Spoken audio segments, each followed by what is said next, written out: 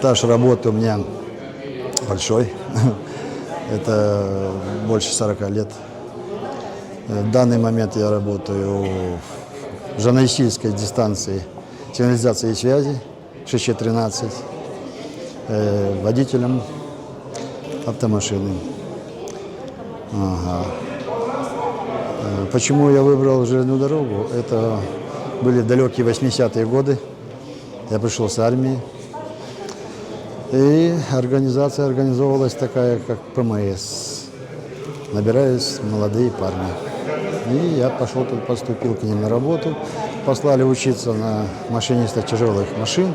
Отучился. И с 81 года у меня началась трудовая деятельность в ПМС.